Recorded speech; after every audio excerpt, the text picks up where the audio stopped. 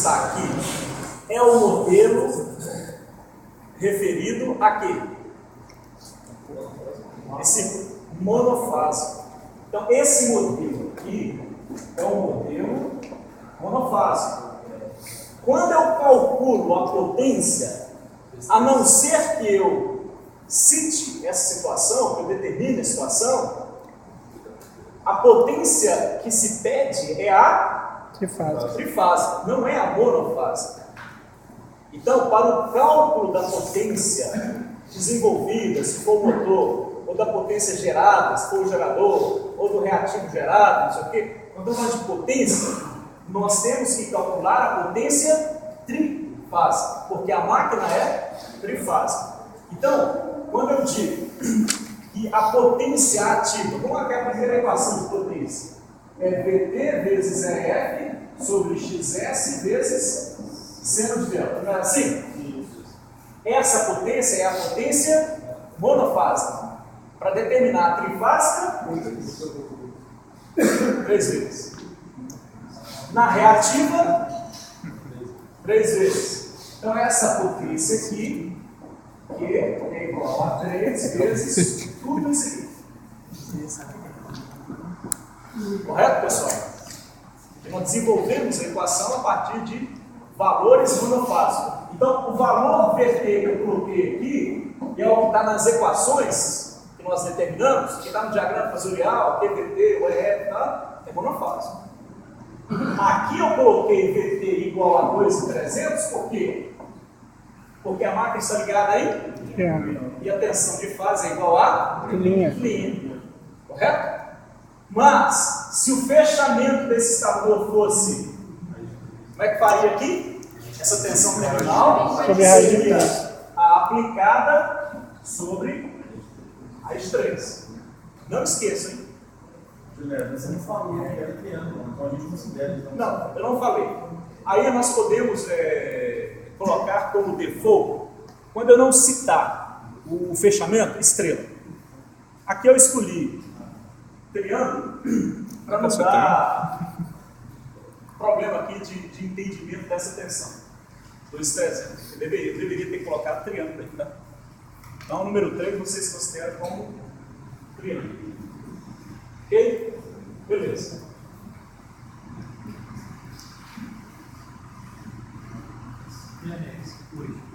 Quando Q é maior que zero, ele está superexcitado. Quando menor que zero, vamos tomar cuidado com esse termo, superexcitado, sobreexcitado. Ele vai estar, porque a condição de se dizer sobreexcitado está ligada ao fato de você estar gerando reativo.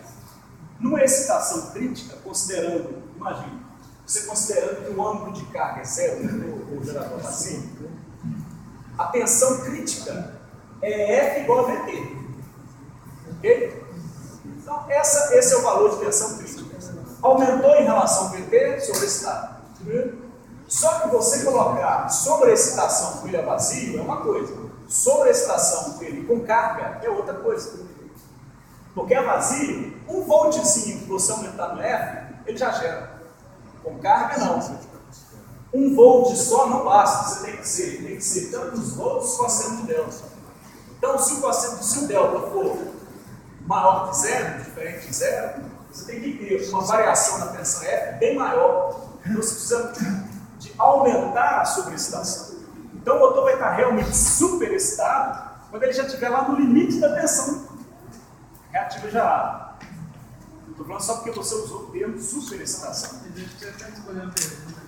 Quando o ângulo de carga não fosse zero, o que fosse zero? Não seria uma excitação crítica? Se para essa excitação, por exemplo, ele está gerando 2,300, ele está com 2,300 no terminal, você gerou 2,300, está vazio. Ok? Aí era um gerador, ele entrou em carga. Ou é o motor. Então, essa tensão, considerando a carga, multiplicada pelo cosseno delta. O cosseno delta, nesse caso, passa a ser menor que 1. Então, para aquela condição a vazio, você estava sobreestado para uma condição de carga você não dá mais. Entendeu? Quer dizer, Passa a ser menor que 1 mesmo se a carga ali naturalmente existir. passa a ser. Você quando coloca a carga, passa a ser menor que 0. Lembra, nós estamos falando de uma máquina trabalhando interligada. Ok? Pessoal, vamos à observação do Samuel. Se eu sobreexcitar o motor, aumentar a tensão de entreferes, eu vou gerar mais reativo, mesmo que nós tenhamos só uma resistência ligada aos terminais do gerador? O que vocês acham?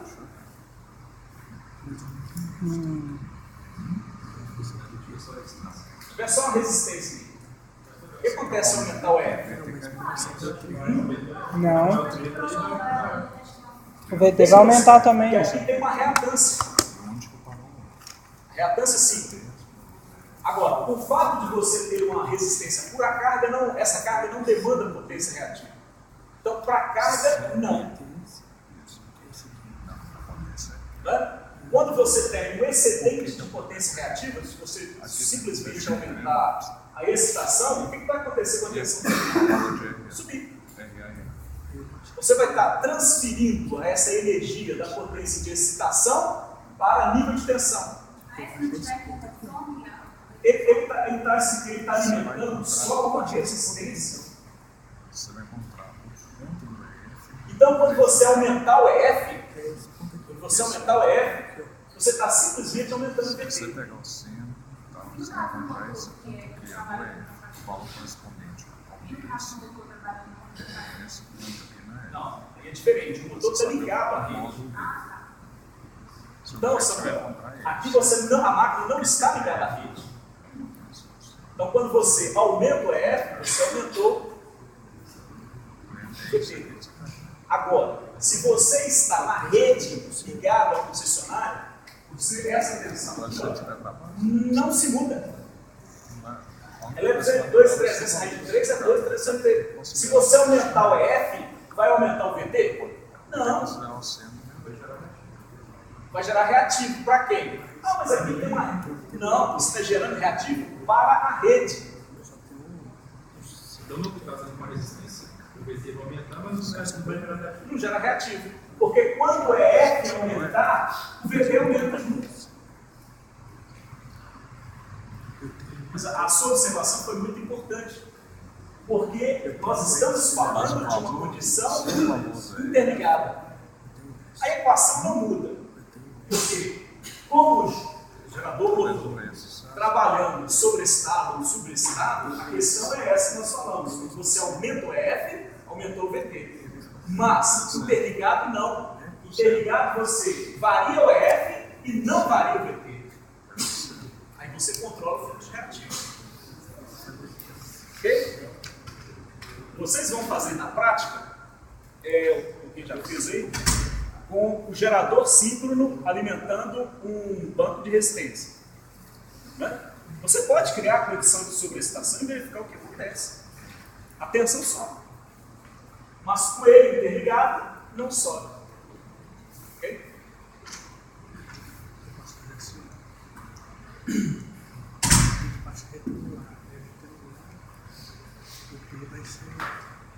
Então, como é que fica aqui? 3 vezes. Quanto que vale o VT? Não é esse aqui, né? 2.300 vezes. Quanto que vale o F? 3.450 sobre o 1.9. Cosseno de quanto? Cosseno de quanto? Menos 20. Menos VT ao quadrado dividido por 1.9. Essa potência reativa dá?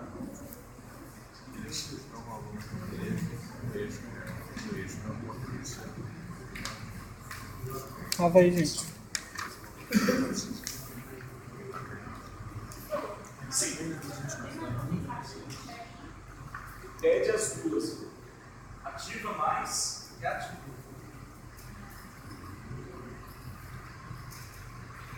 Ah, o exercício aí, né, que você está falando?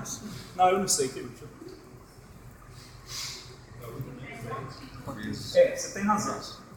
Mas eu pedi as duas ali, tá?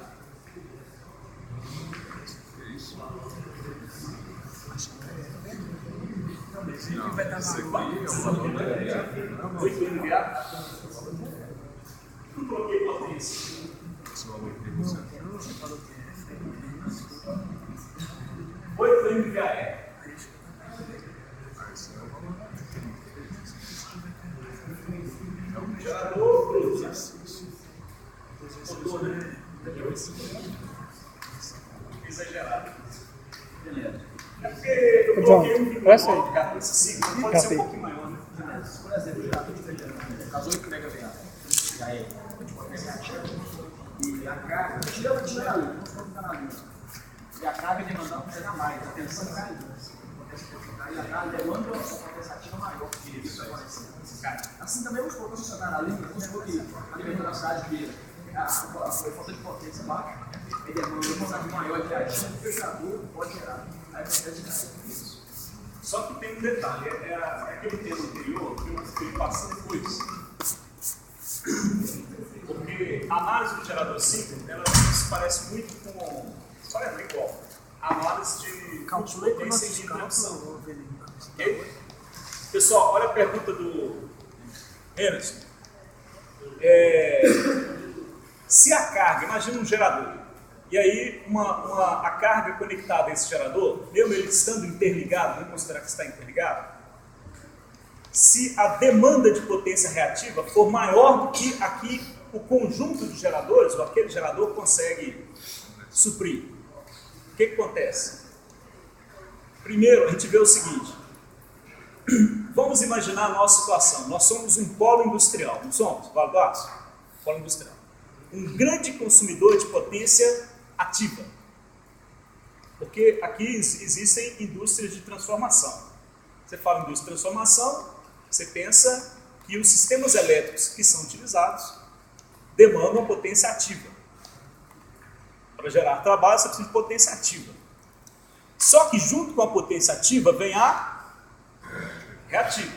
É ou não é? Você imagina que o nosso laboratório, comparando com a indústria, a gente chega aqui e liga lâmpada fluorescente. Ela consome potência ativa e reativa. Liga os motores de ar-condicionado. Potência ativa, junto vem reativa. Aí tem duas coisas.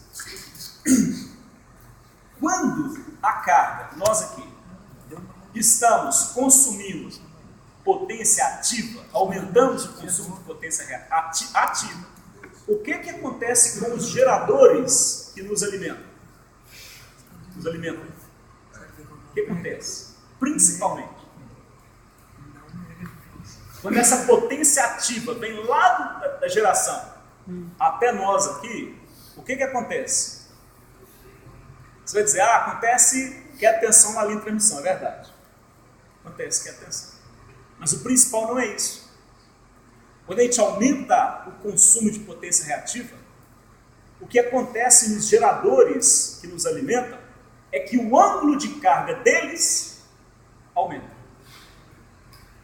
Então toda vez que eu chego aqui e ligo o interruptor, como quem nos alimenta aqui é a CEMIG e ela recebe a alimentação de todos os geradores interligados no Brasil, eu posso dizer que quando eu ligo o interruptor, ligo uma lâmpada aqui, todos os geradores do Brasil aumentam seu ângulo de carga. Ah, professor, mas é uma lâmpada. Mas, quando eu ligo essa lâmpada, que consome esses 40 watts que seja aqui, vai acontecer um aumento do ângulo de carga de todos os geradores do Brasil. Qual é esse ano? Quantos graus que vai aumentar? 0,00000000001 grau. Mas vai. Quando uma grande empresa, Peran, Minas, Senibra, quando ela está conectada, porque ela gera praticamente toda a energia dela, mas se ela estivesse utilizando, quando ela entra em carga, uma grande carga de uma dessas empresas, um grande laminador de uma dessas empresas, no caso a Peran e os Minas, um grande laminador entra em carga pesada. Aí não é 40 watts que absorve, absorve 10 megawatts, 15 megawatts. Então é uma potência altíssima. Então esses geradores, a princípio, os mais próximos aumentam o ângulo de carga. Depois o sistema entra abastecendo, elas se mantêm. Por isso que é interessante que o sistema seja interligado. Então, quando a carga aumenta a demanda de potência ativa, o ângulo de carga dos geradores aumenta. Quando a carga aumenta o consumo, a demanda de potência reativa, a queda de tensão na carga cai. Entendeu? Por que a gente precisa controlar o fator de potência? A gente precisa controlar o fator de potência principalmente por causa disso. Porque a gente precisa regular a tensão. Porque a concessionária ela é vigiada, ela é controlada. Ela precisa fazer regulação da tensão. A pessoa, a tensão aqui na nossa região, na casa, na indústria, tivesse flutuando, variando. Então, uma das grandes causas de flutuação de tensão é variação de fator de potência. Quando o fator de potência cai, a tensão cai. Por exemplo, horário de ponta. Esse horário que nós estamos agora. Se a concessionária e também as indústrias não entrassem com banco de capacitor sobre a estação de motores síncronos, a tensão cairia. Essa tensão está uniforme porque existe ação para isso. A empresa tem que fazer isso porque ela é penalizada. Né? E a concessionária também. Ela tem que manter o nível de tensão na região. Ok? Então, isso aí está mostrado também Faz aí. antes ali logo depois do ciclo de capabilidade, na apostila aí. A gente fala isso depois. Então, nesse caso, finalizando a resposta à pergunta. Se a carga, se nós consumirmos uma energia reativa, queremos consumir uma energia maior que o gerador pode suportar, mais do fluxo de carga, a tensão cai. Aumenta demasiadamente, se aumentar a demanda de potência ativa. Né? O que acontece no blackout? O que acontece no blackout? Imagine que as grandes empresas estão operando, na hora de ponta, todo mundo está consumindo e tal, Itaipu sai. O que acontece quando Itaipu sai? Hein, pessoal? Imagine que o Vale do Aço, todas as grandes empresas operando a plena carga, ok? Mas está sob controle porque existe uma potência gerada no país que está suprindo essas cargas aqui. Vem de Itaipu, vem ali. De repente Itaipu pula fora, cai fora. Você né? elevou a 2 dividido por 1. Um problema de rejeição de carga e tal. Itaipu sai fora. O que acontece com os geradores que estão aqui em torno da região? De imediato, qual o transitório que acontece com eles? Essas empresas que estão aqui estão tudo consumindo. Né? Desconecta Itaipu. Esses geradores que estão aqui vão tentar suprir. Tentar suprir implica em quê? O ângulo de carga deles vai aumentar violentamente. Se eles não conseguirem, o ângulo de carga ultrapassa os 90 graus. Está passando 90 graus, desarma. Então, desarma o que está mais próximo primeiro. Né? E aí, o outro que está em outra região, mas também está interligado, piora. Ele não suporta, porque já tinha saído Itaipu, já saiu esse agora, aí ele vai cair fora, porque o ângulo de carga dele aumenta demais e tal. Ele vê isso através de sobrecorrente e tal. Ou controle de estabilidade do gerador, como tem no motor, e ele vai caindo em cascata. Isso no instante. Hein? No instante? Isso é rápido? Pode ser rápido ou não, né? Você imagina que nós temos uma região igual ao Vale do Aço, com um grande consumo de potência ativa e reativa. Vamos imaginar só a potência ativa, Vale do Aço. Todas as empresas consumindo muito, as escolas ligadas, hora de pico. De repente, há uma desconexão de São Paulo com Minas Gerais. Então, sai Itaipu, sai a turma toda lá. Há uma desconexão com Triângulo Mineiro, grandes geradores e tal. Sai a turma de Furnas, sai a turma aqui da CEMIG e tal. O que sobrou? Sobrou as pequenas hidrelétricas que nós temos aqui na região, que também estão ligadas. Elas suportam os em Minas, suportam o Piranga. Tem uma prioridade para consumir. Então isso aí pode durar 10, 15 segundos, depende do tempo de aceleração da máquina. Não de aceleração, sem instantâneo. Outra coisa, o contrato com a concessionária. Eles têm um um ângulo de carga acordado. Não, eles não têm ângulo de carga acordado, não. Não é ângulo de carga. É só limite de potência. E fator de potência. Além de critérios de potência gerada, né? Ela é remunerada pela potência que ela gera. Né? A questão do ângulo de carga é uma questão de estabilidade dela. Ela não pode permitir que a máquina dela ultrapasse os 90 km. Ok? Pode, a estabilidade dela. Agora, ela fornece potência complexa com controle de reativo. É isso que ela faz. Quem é consumidor consome e paga pela potência ativa e pelo reativo que ela consome. E se ela ultrapassar o reativo, ela é penalizada. Porque Ela paga, você vai, você vê um banco de capacitor. Isso.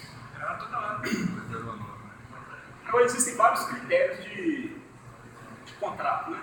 Eu não conheço todos os contratos. Me dá de camelo, não conheço todos. Mas existe penalidade caso você ultrapasse ou caia abaixo de 0,92, por exemplo, no fator de potência. Mas por que isso? Porque isso faz a tensão flutuar. Capacitância, excesso de potência reativa faz a tensão subir. Por exemplo, esse horário de ponto. Vamos supor que nós aqui, a escola estivesse pagando também pelo reativo, pelo fator de potência. E aí ela entra com o capacitor, a Alzeminas entra com o capacitor, com o motociclo que ela tem lá, a Perão entra com o capacitor, o motociclo lá, e aí está regulando o fator de potência aqui na barra, no valuar, sem nenhum. Aí chega 23 horas, meia-noite, a turma toda desliga as escolas, residência paga, não sei o quê, algumas indústrias param de consumir. O que vai acontecer com esse excedente? Era fator de potência unitário porque tinha gente colocando reativo no sistema, né? E agora, que não tem mais quem consumir o reativo? Porque quando tem um equilíbrio de consumo e oferta, dentro de oferta e demanda, o reativo, você consegue controlar. Agora, quando há um desequilíbrio, você continua gerando reativo, mas não tem quem consome, para onde que isso vai? Tensão. Aumenta a tensão. Quando tem excesso de consumo e pouca oferta, tensão, cai. Entendeu?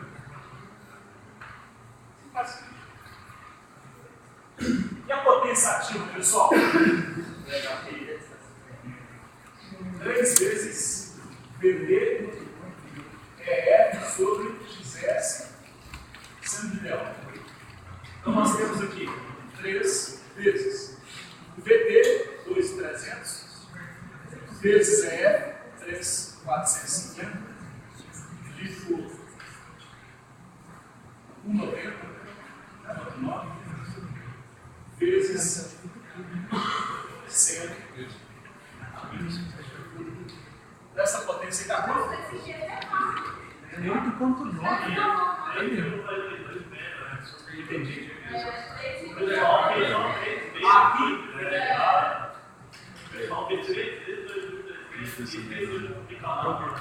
Então deu quanto aqui?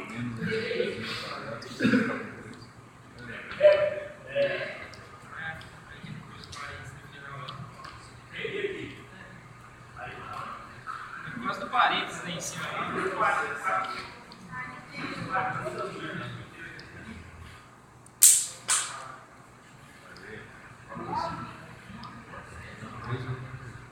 Aqui faltou aqui, né?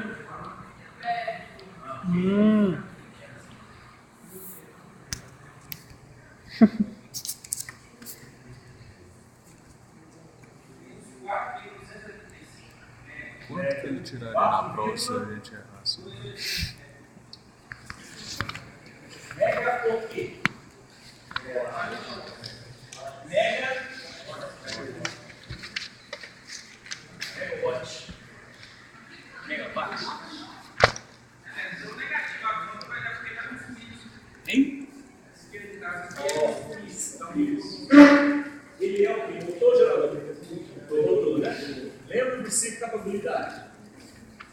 Aqui é ativo e aqui é negativa. Então o motor está para cá, tá? Está sobreestado aqui, não está? Esperando aqui.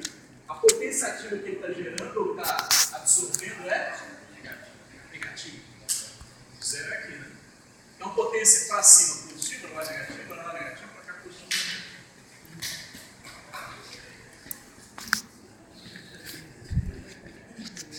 Diagrama fasorial.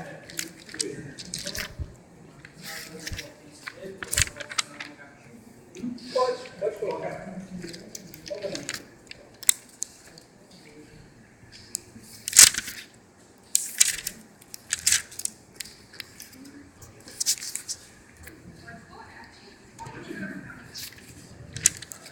Estou mostrando que é motor.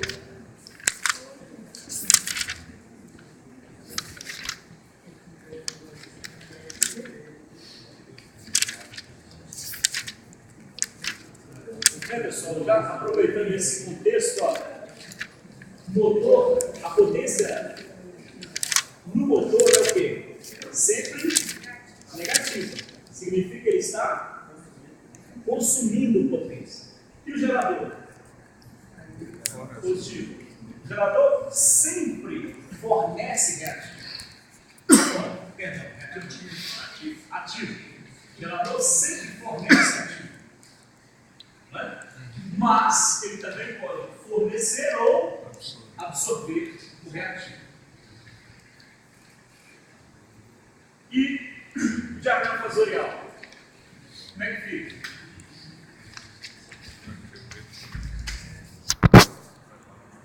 A tensão de referência é VT, não é? 2.300. 20 graus de ângulo de carga. 3.400. Então aqui não tem 20 graus. Onde está a corrente, hein? Ah, e o que tem aqui? JXS1. JXS e onde está a corrente? Olha onde está a corrente. Ela tem que formar 90 graus. Para formar 90 graus, ela tem que estar aqui. Então, o I1 está aqui. Né? Qual é o ângulo do fator de potência? O ângulo θ. Pergunta. Essa corrente ela é capacitiva ou ela é indutiva? Vai pela Olha o valor potência da reativa que reatância está gerando. dele. A corrente está avançada em relação ao VT. É motor é carga. Tudo referencial de carga, corrente avançada, capacitiva, ou seja, está gerando potência. Lembre-se que o diagrama fasorial do gerador, quando a corrente ela é adiantada em relação ao VT, o gerador, quando a corrente está adiantada em relação ao VT, ele opera como capacitivo ou indutivo? Hein? Ela está adiantada. É positivo, né, gente? Indutivo está vendo na carga, Indutivo.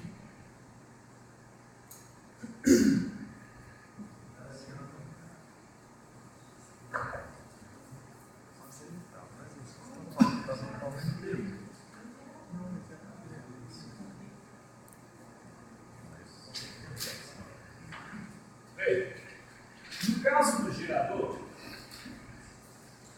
de novo, tensão terminal é a referência. Onde está a tensão de entreferro? Por exemplo, aqui. Sobreestado ou subestado? Então o EF está aqui. Beleza. Gerador. Por que é gerador? Onde está a corrente do estator? 90 graus. Em que posição? 90 graus. Esse vetor é o J, XS e U. Então, a corrente ela vai estar onde? Formando um ângulo de 90 graus aqui. Então, a corrente tem que estar aqui. Ok? Esse ângulo é o tempo. Beleza. está atrasado ou está adiantado em relação ao VT? Atrasado. Mas ele está gerando ou absorvendo reativo? Gerando. Está positivo. Lembrando, por que isso? Por quê? Porque no referencial de geração difere, o referencial difere do referencial de carga. Né? Não é aquela história. Se você coloca uma carga aqui, ó, a corrente que está sendo absorvida com a carga, se você colocar uma carga em a corrente que está passando aqui, você enxerga defasada da tensão terminal. Professor, não isso é se fosse menor que o VT? Ela estaria adiantada. Se fosse menor do que o VT. Ele está absorvendo negativo, mas a corrente seria capacitiva. Logo, não seria capacitiva.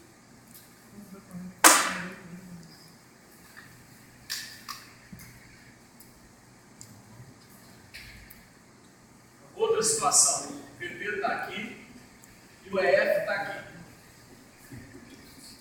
Onde está o JXS1? Aqui. Okay? Ele está avançado de 90 graus em relação ao I1. Então, o I1 ele tem que fazer o ângulo de 90 graus aqui. Então, o I1 tem que estar aqui. Ao VT. Então, esse ângulo dele está aqui. B. A corrente está adiantada e ele está subestável, ou seja, ele está absorvendo. Qual que é o drama desse negócio? Isso, é um referencial. Veja, pessoal, se esse gerador está alimentando uma indutância, a indutância ela absorve ou ela gera reativo? Ela absorve. Se ela absorve, ela está tirando isso de onde? Lá? Não, se ela absorve, tem que ter alguém que gera. A corrente na indutância está atrasada ou está adiantada em relação à tensão dela? Atrasada. Aqui. Esse gerador aqui está com a corrente adiantada porque ele está absorvendo o reativo. Agora, esse aqui está com a corrente atrasada, por quê? Porque ele está gerando, porque está alimentando uma indutância. É a indutância que está fazendo essa corrente atrasada. Quando você olha o gerador e vê a corrente atrasada, você tem que imaginar o seguinte: esse gerador está alimentando uma carga indutiva. Na carga indutiva, a corrente fica atrasada. Então, como é que o gerador vai ficar adiantado? Ela é atrasada na carga, a carga está fazendo um atraso, ela está demandando a potência reativa. O motor é normal, né? O motor já é a carga. O motor é a carga.